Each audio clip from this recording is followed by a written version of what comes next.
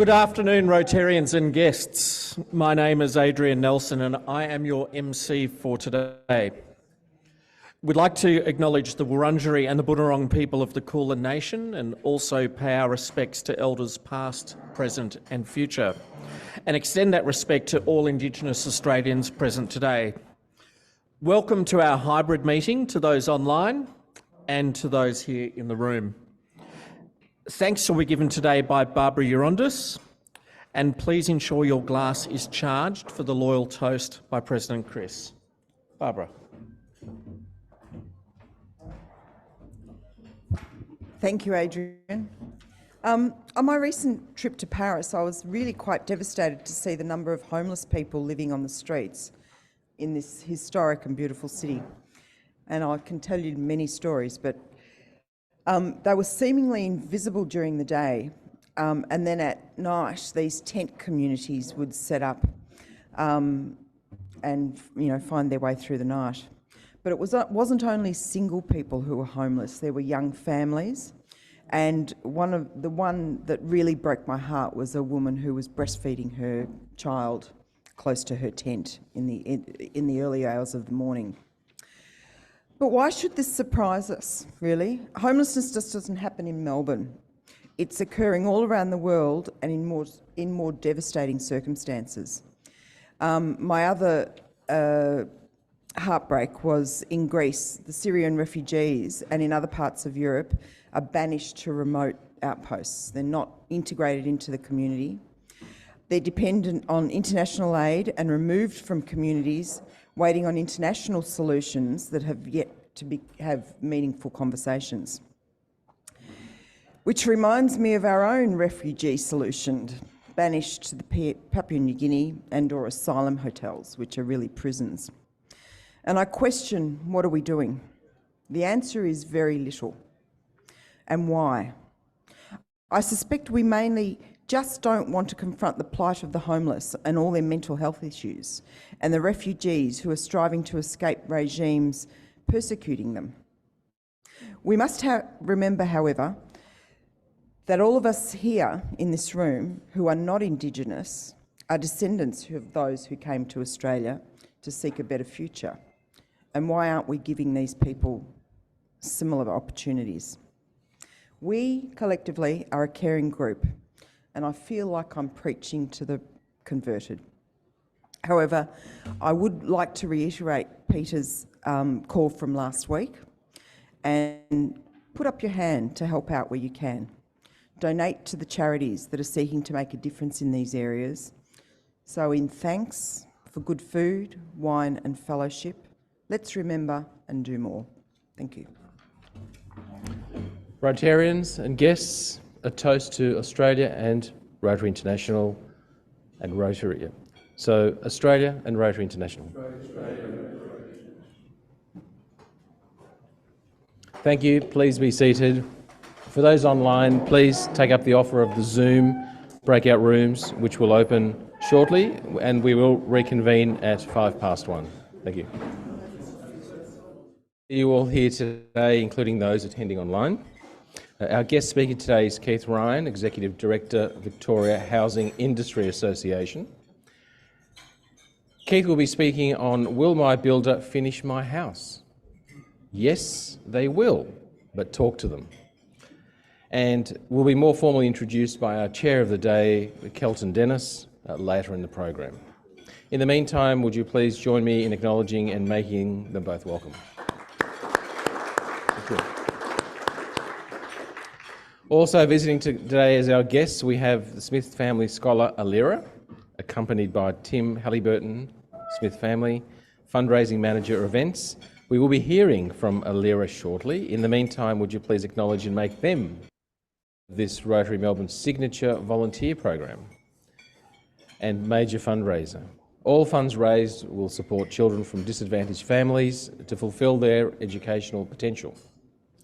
I call on the Around the Bay team to come to the podium to launch our annual Around the Bay fundraiser activity for the Smith Family Learning for Life program. Jim Orchard, welcome.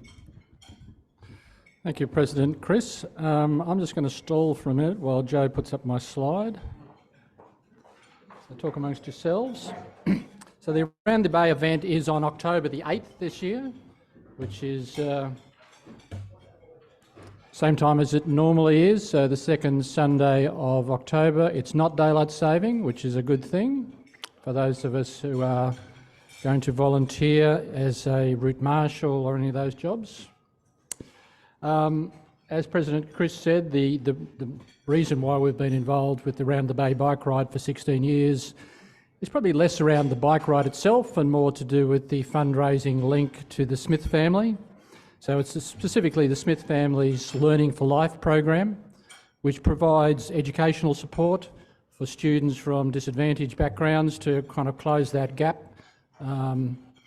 with those from, such as myself, I guess, from sort of less disadvantaged backgrounds. There was a news article on the news this morning when I was getting ready about that gap between, kind of educational outcomes, reading aids, that sort of thing, is widening between the kids who have the access to the best facilities versus those that are at the opposite end of that spectrum, which is a concern. So I've now got my little talking points here, which is so really the key things I want to say, apart from introducing Alira, which I'll do in just a second, talking about the Learning for Life program, which I've just done. It's really about two things. It's about raising money. So we'll be calling here in the next month or two for sponsorship for the team Rotary Riders. So I saw that Phil Endersby was online. So Phil has been a great supporter of the event and again will be riding. So there'll be some sponsorship opportunities over the next 5 or 6 weeks. We'll have a bike to raffle, and again we've done that in years gone by, and also a silent auction. The final call I'd like to make is for volunteers. We have been reaching out to other Rotary clubs over the last 3 or 4 years, and we're continuing to do that and getting good support. But particularly for those that are sort of new to the club, it's a 3 to 4 to 5 hour sort of volunteering exercise on a Sunday morning, for some people quite early on a Sunday morning. We get paid, if you like. There's a donation given to us from Bicycle Network for our contribution of volunteers, and then we bundle all that money together and give it to Tim. There'll be plenty of more reminders in the bulletin, but if you have volunteered in the past, please do so again. And if you're interested in starting to volunteer for Round the Bay, let me know and we'll find you a corner to stand on. So without further ado, can I hand over to Alira, who's a graduate of the Smith family's Learning for Life program, and will tell you a little bit about her journey. Hello, all right.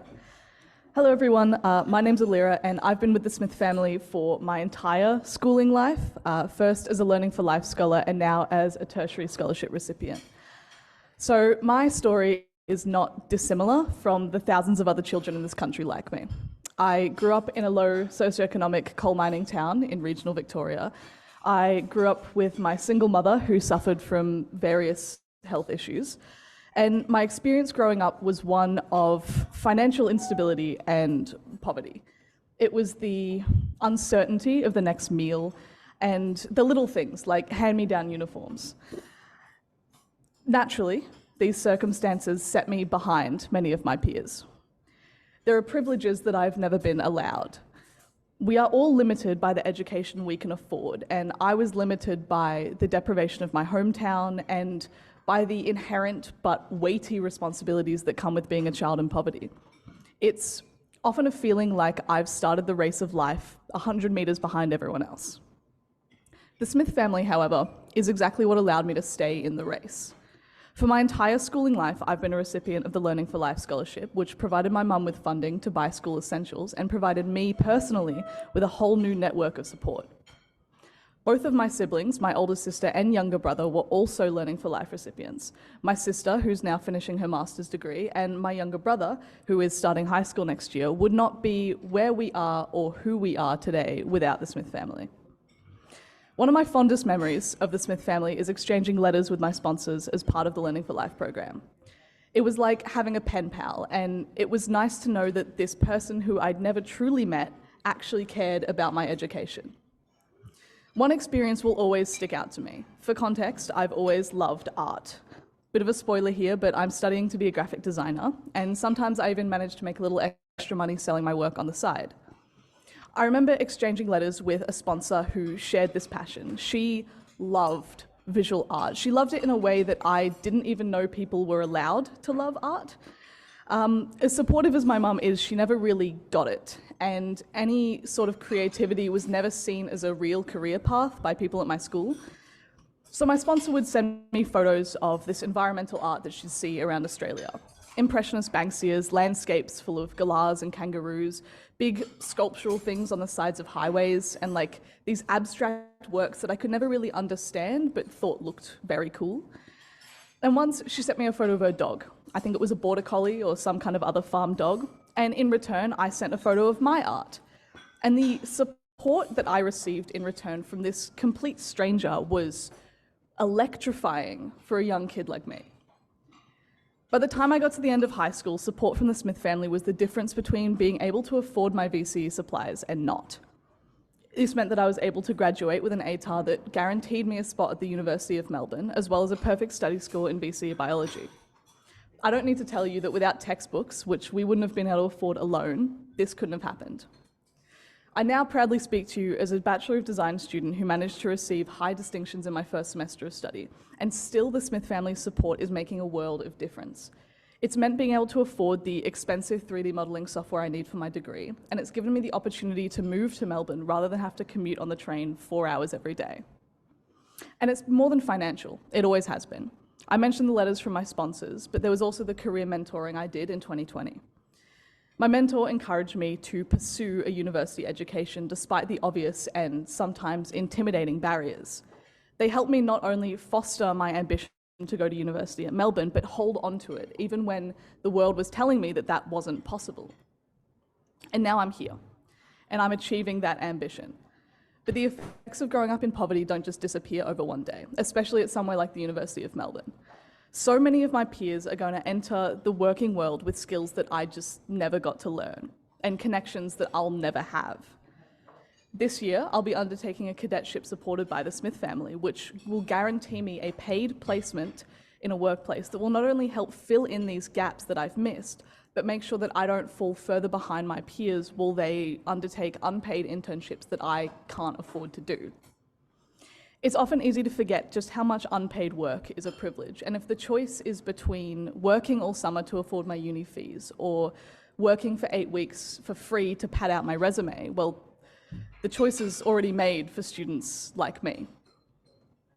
What this all comes down to is that the support I received and continue to receive as a Smith Family Scholar has helped bring me forwards, so that, to return to the running race metaphor for a moment, when the gun went off, I was at least at the starting line rather than half a kilometre back down the track. Although, take my metaphor here with a grain of salt, I'm a visual artist, not an athlete. I suppose what I'm getting at is that opportunity is everything. The chance at a good and fair education is so important for breaking the cycle of intergenerational poverty. I am forever grateful to the Smith family and all of its donors for letting me live the life that's currently mine. Thank you for giving me these opportunities and for supporting me in my education. It is my honour to be here representing the Smith family and having a chance to speak about this support and these programs, which have not only made such a difference in my life, but in the lives of so many other children in this country. Thank you.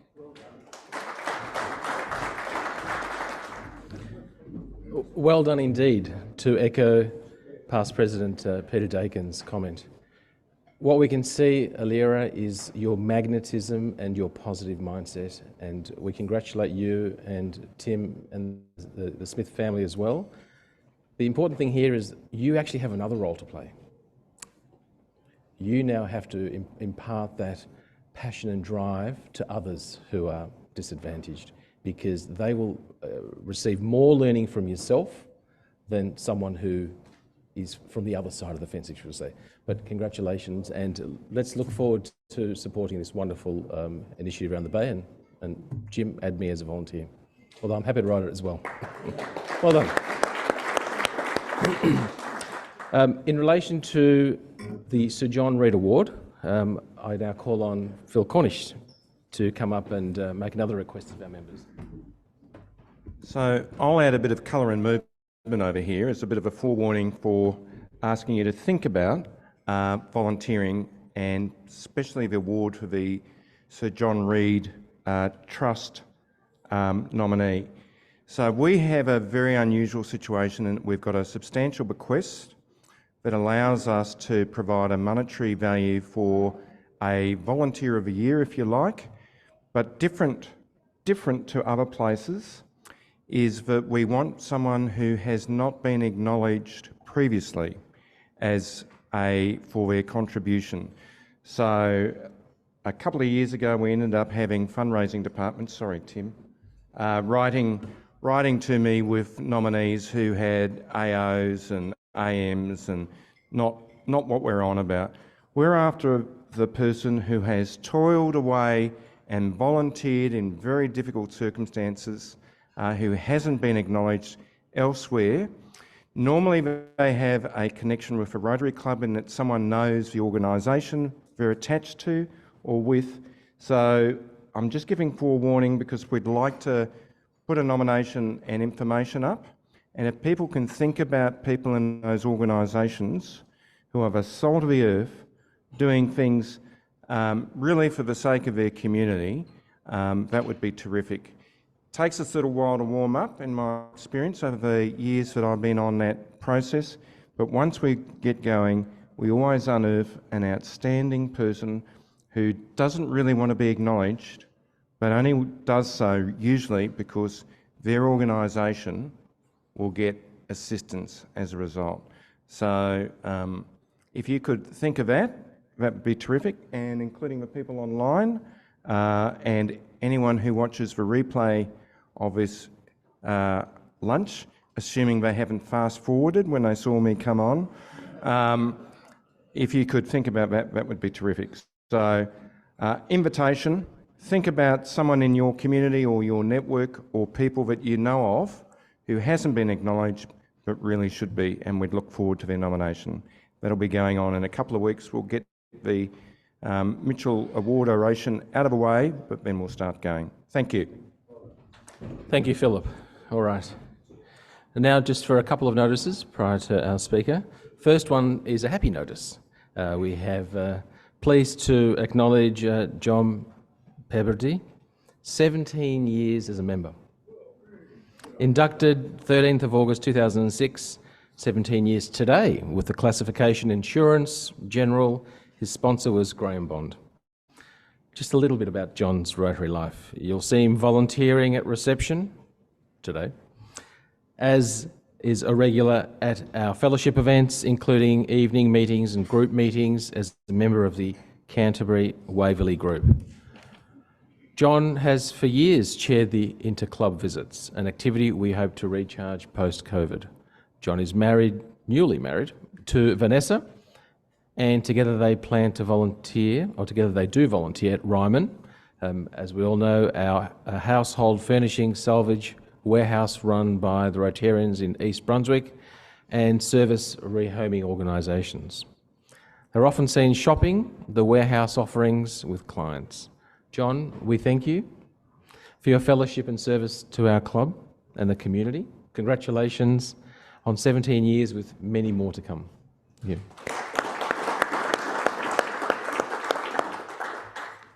Second announcement in relation to next week's massive event, the Angus Mitchell Oration. A reminder, we are at capacity for next week's meeting, unfortunately. If you haven't booked, regrettably, walk-up starts on the day are not possible. Thank you to past President Adrian, who's championing the event, and to Peter Hollingworth for assisting with the introduction. We hope to gain permission to record the meeting for broadcasting on the club's YouTube channel for those that can't be there. Final notice, nominations closed today for the nominating committee. Nomination forms and any questions should be directed to our Honorary Secretary, John Saunders. I now call on our Chairman, Kelton Dennis, to introduce our speaker. Thank you. Our guest speaker today is a strong advocate for the residential building industry. He is regularly engaged with government, regulators and the media to focus on improving housing affordability and providing access to a home for all Victorians. He was a lawyer for over 20 years, both in the private and public sectors, and worked on a wide range of legal matters before joining the Housing Industry Association 7 years ago. The title of his talk today is, "Will my builder finish my house?" Yes, they will, but talk to them. Ladies and gentlemen, please welcome the Executive Director, Victoria of the Housing Industry Association, Mr. Keith Ryan. Good afternoon, and maybe a little bit higher. Good afternoon, thank you very much. It's lovely to be here. Thank you for inviting me to present to you today.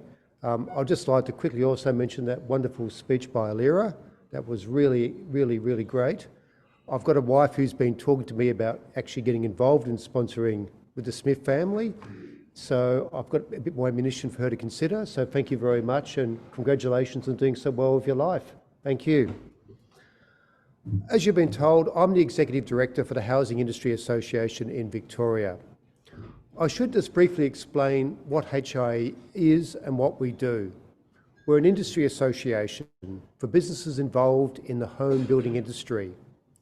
Many of our members are home builders, and they can range from the companies like Metricon, Simmons, who you see quite frequently, through to the smaller mum and dad builders who might build 1 or 2 homes a year.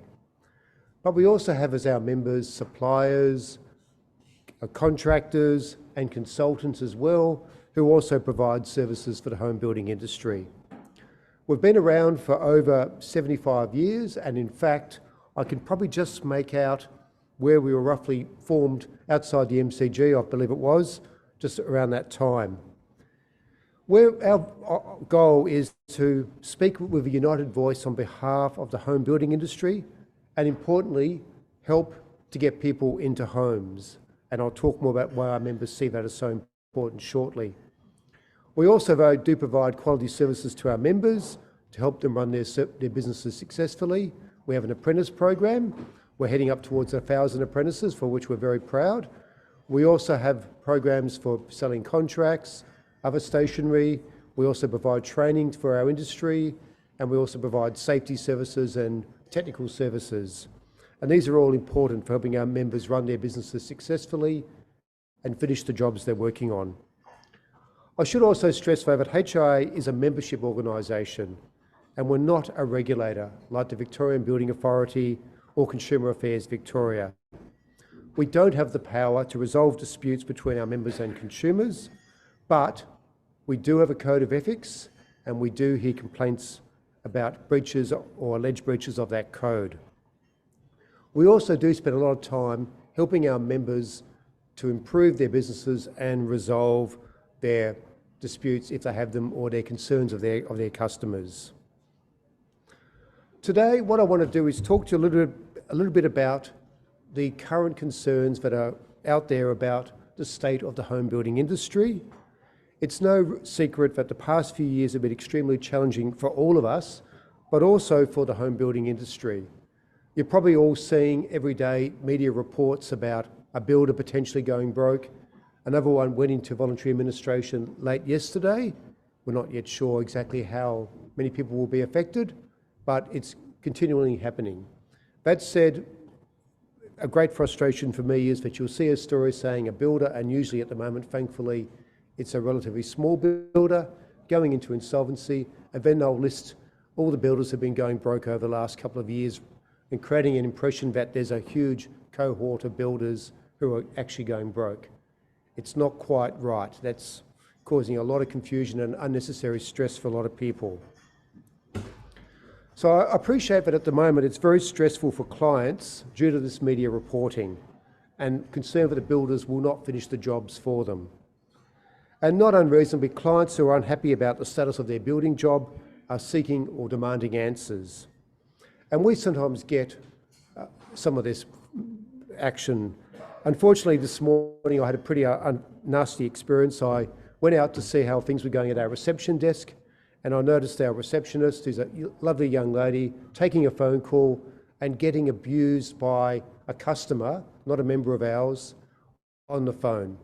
And the abuse was so loud, so aggressive.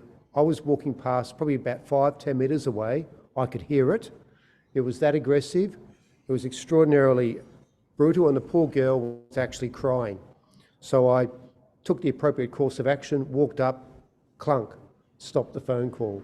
That sort of abuse is not acceptable. And as much as people are stressed and unhappy, there are certain standards of decency that have to be maintained. And as I'll explain as I talk today, you will get answers if you're a client. You just need to be patient. I'm hoping that that's a rare event. Certainly the receptionist assured me it was, but certainly I would like to think that that's not going to happen too often. So what's led to all this? Well, there's been a number of challenges in recent years.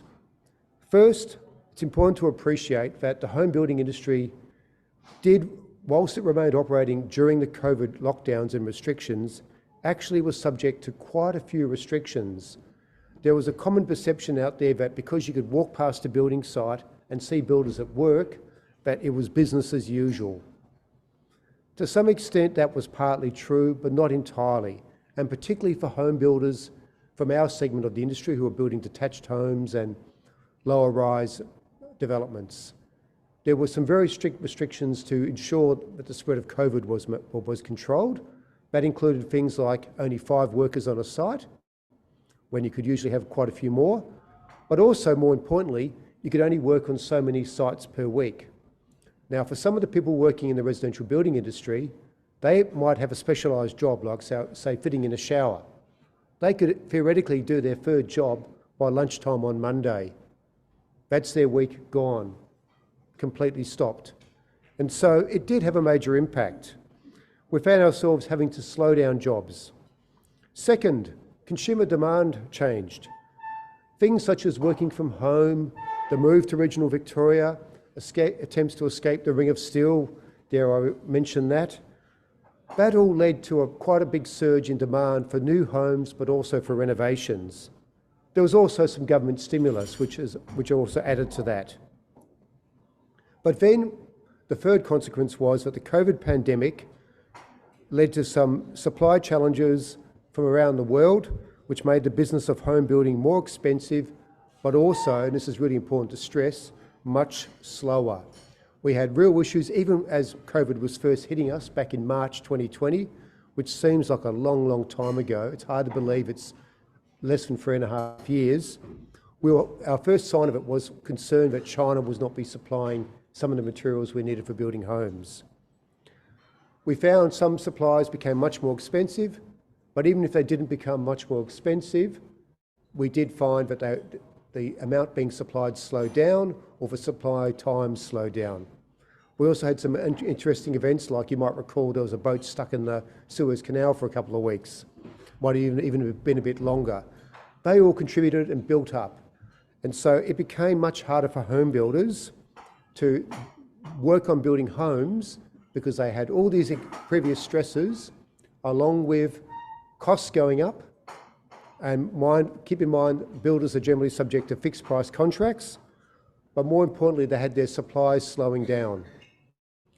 And the most critical supply which was slowing down was labour. Building a home generally these days requires a number of different skilled workers. You have some of the classics, like of course the carpenter building a frame. You have the brickies, if you have a brick veneer house. But you also have a number of other specialist trades, everything from electricians to plumbers to waterproofers, and they all have to do their jobs in sequence. And if you find that there's a shortage of trades, it very quickly starts to slow down the building process. So what we found was that home building work slowed down dramatically, and many builders found themselves working under unprofitable contracts.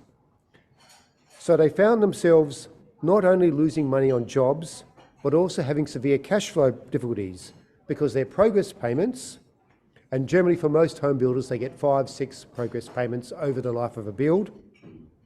The gaps between these progress payments became longer. If a builder was building, say, in half a year, which used to be potentially possible, particularly for larger builders, they'd get their payments every month.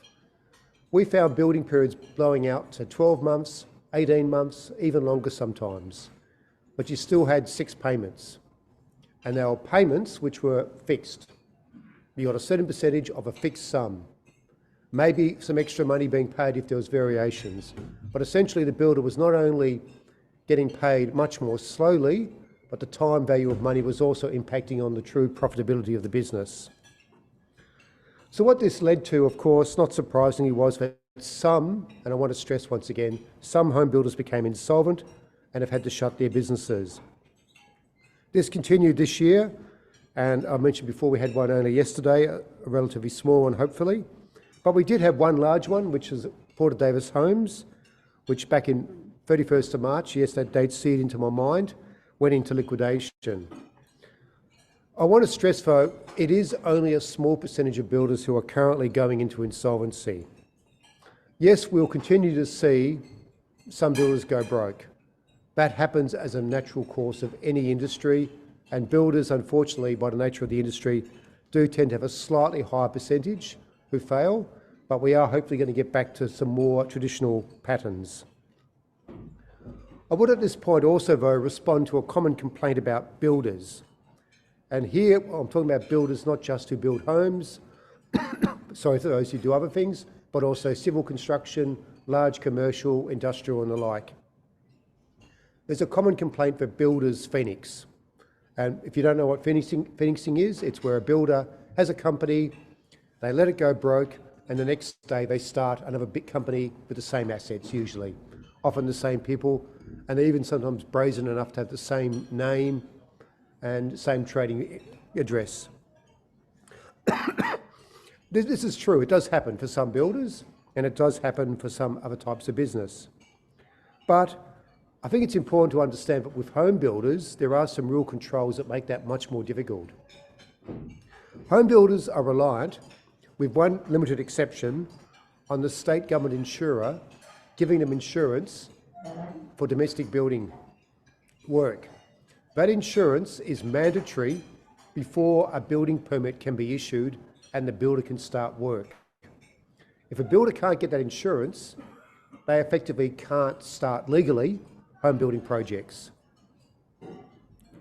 That insurance is controlled by the state government insurer, who has copped a bit of criticism by homeowners lately for being slow with processing payments. They're also slow at processing applications for new insurance, and they're also pretty tough. And they do look at the history of the people who come before them.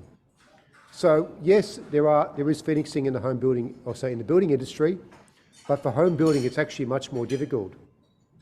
So when you hear complaints about, oh, a home builder is shut down, they'll be back next week running their business, the chances are that's actually not going to be the case. That builder's gone for at least a few years.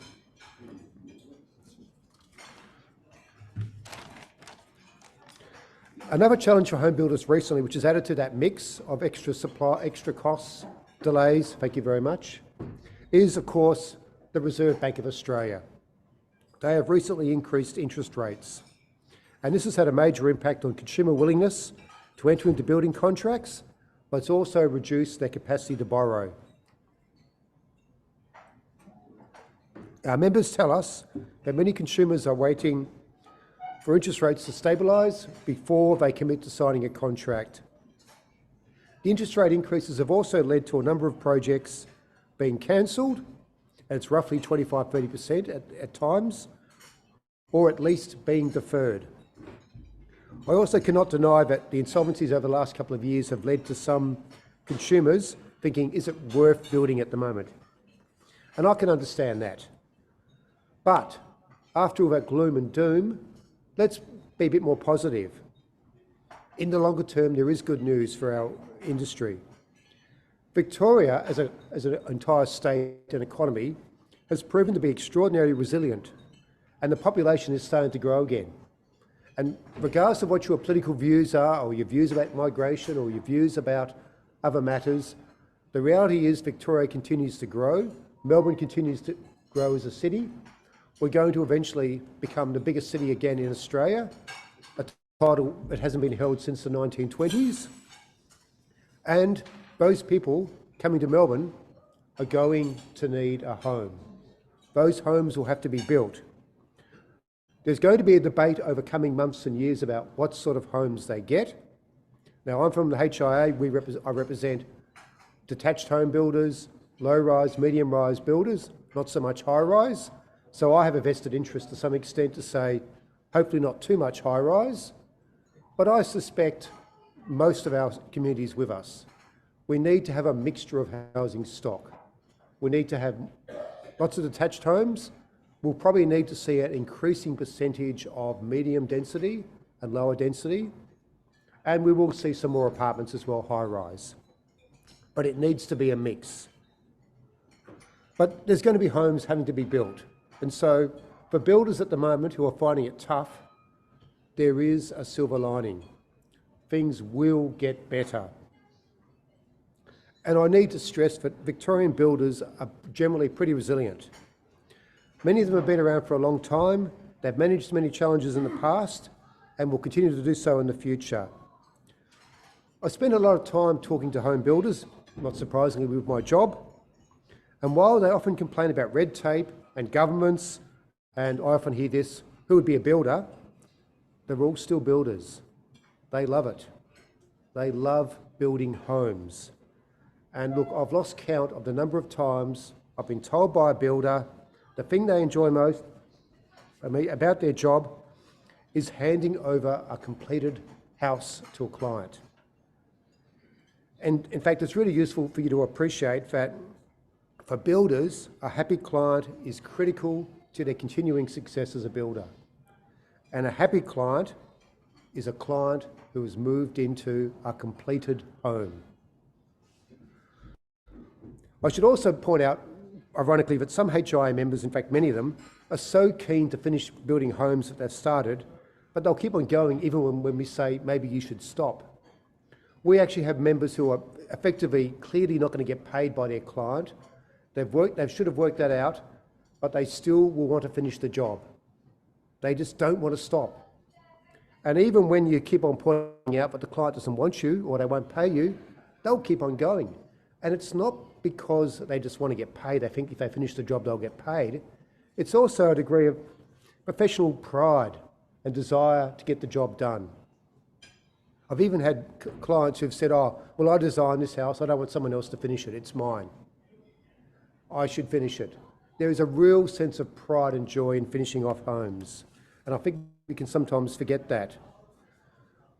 Home builders also understand that for a consumer, a home building contract is usually one of, if not, the most important contracts they will ever sign. They also understand that from a client's perspective, that client's home building project is the most important home building project. Why wouldn't it be? It's your house, your home. And builders understand that and respect that. And it's really important. But at the same time, clients need to understand that builders are running a business. They need to make a reasonable profit, and they have to manage often more than one job at a time. A builder, and especially a home builder, is really a project manager, relying on a number of trades to complete the building work.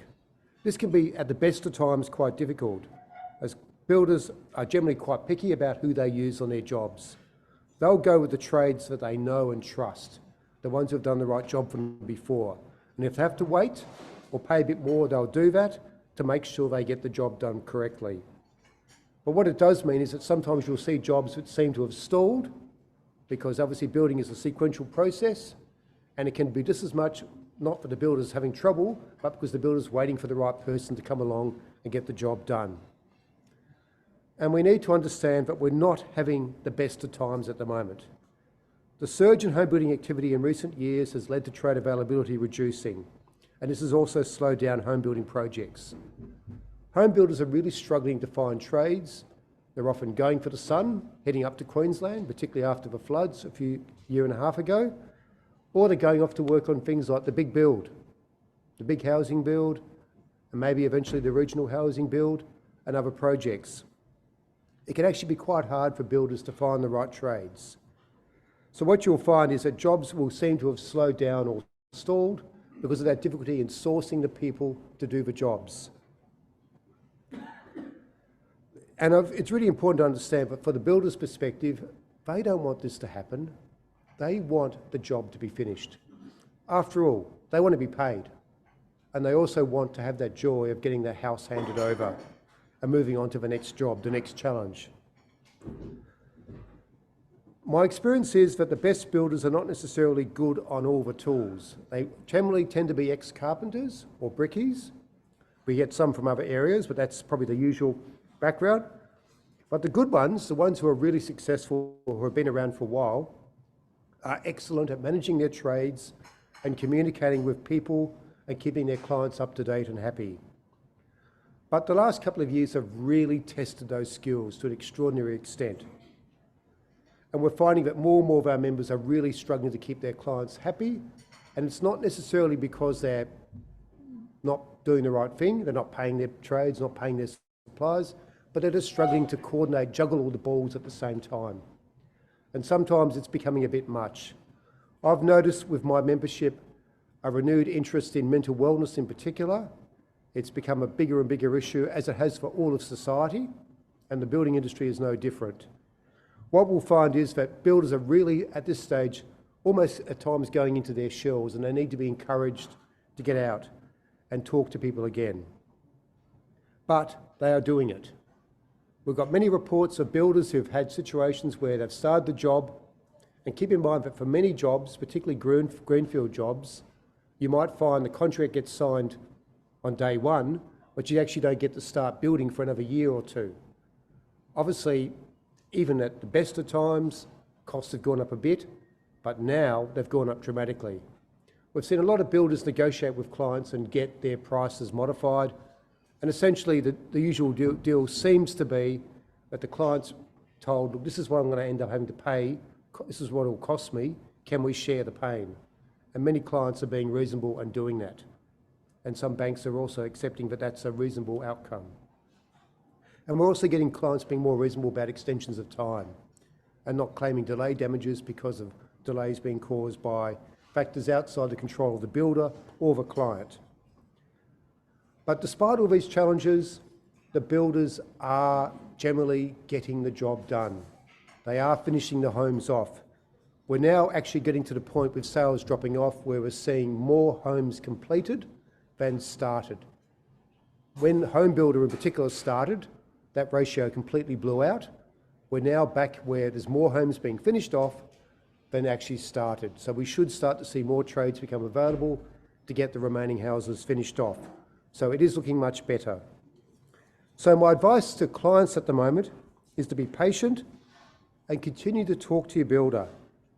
The builder wants and indeed needs to finish the house, but they're going through a tough time at the moment.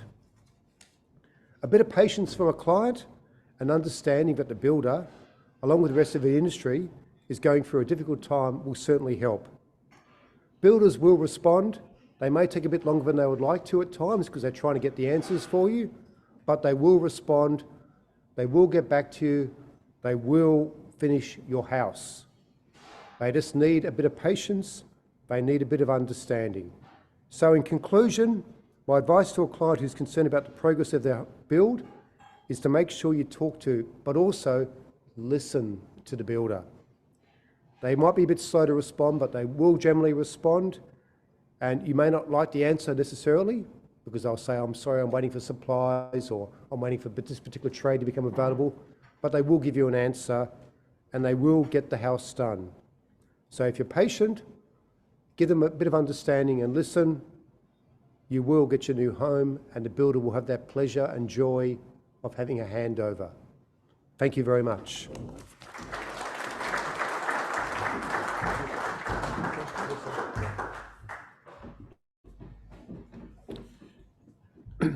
We have a few minutes for questions, which Keith has kindly agreed to take.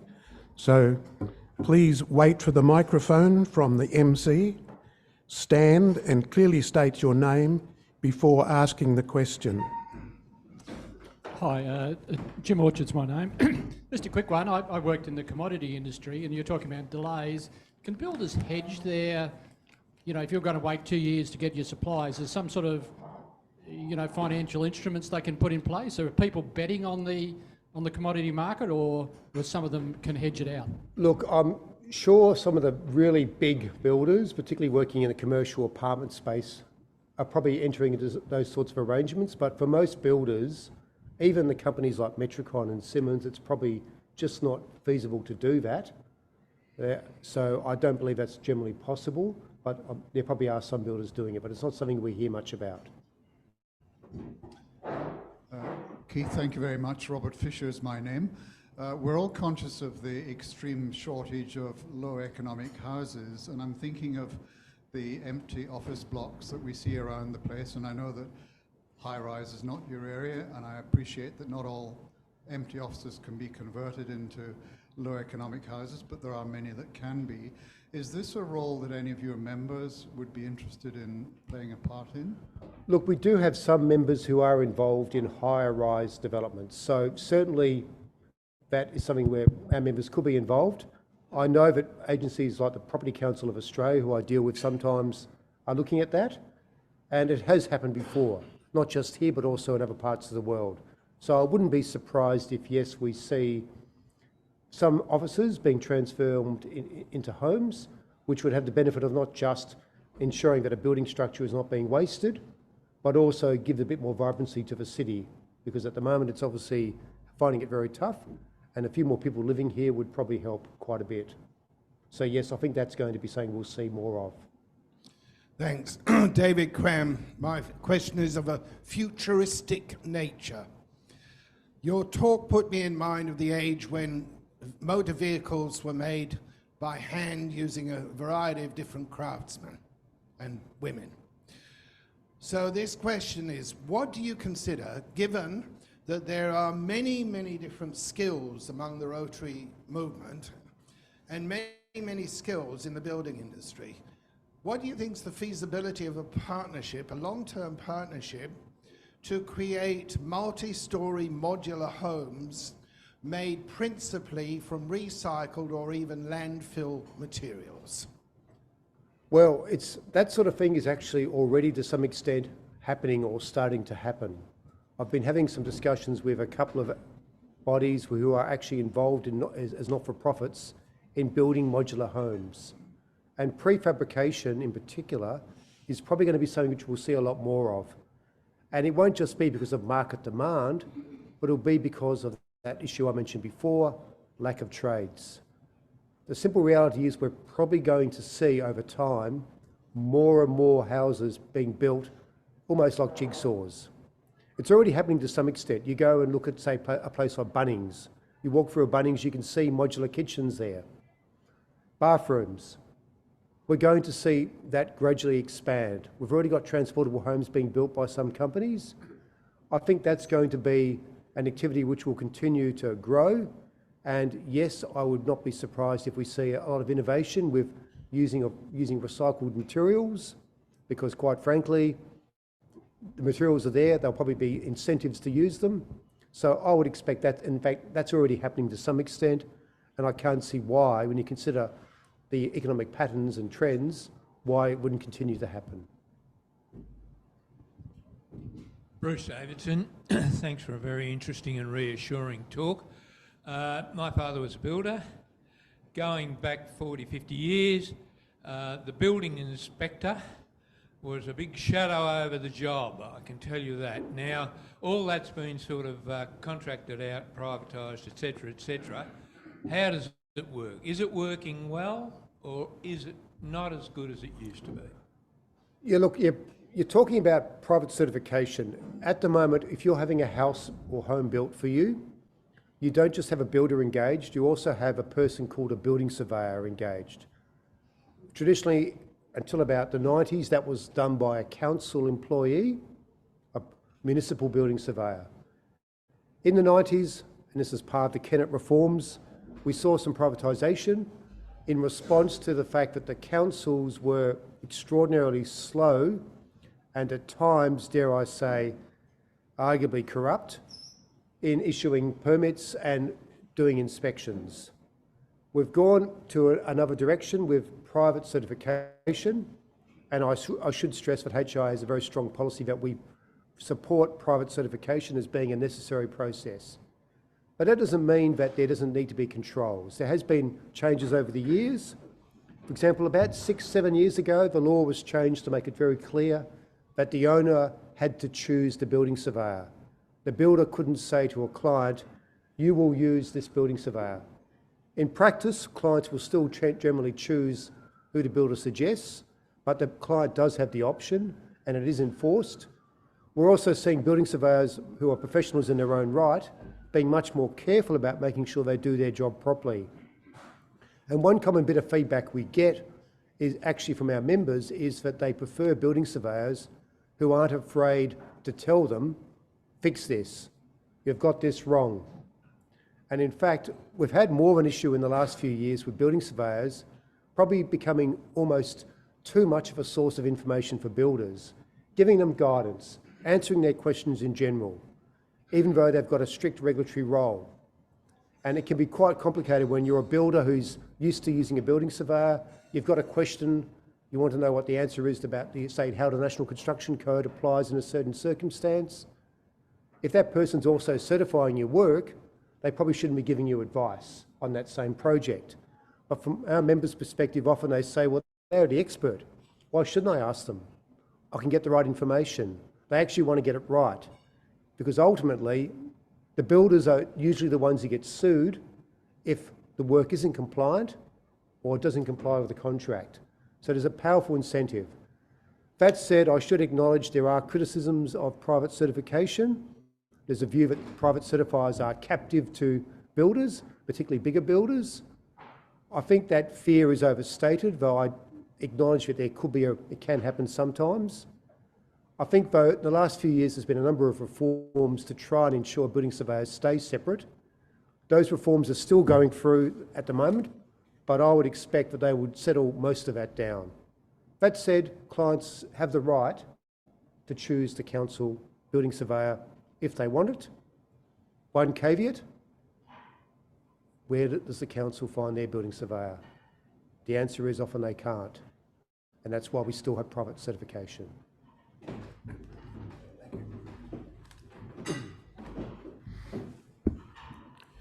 Thank you, Keith, for fascinating and in-depth information for us. On behalf of the club, I'd like to offer you this small token of gift socks and a copy of our club history.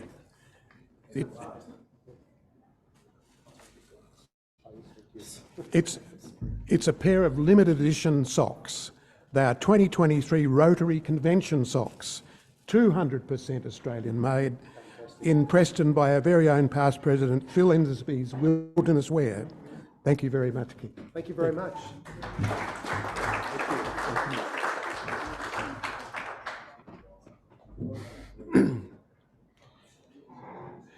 In closing, I'd like to thank all of our visitors and guests for attending.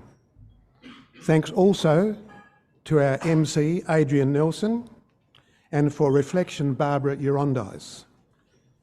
Thank you also, a special thank you to our lunch setup and reception teams for the weekly effort in making this meeting happen.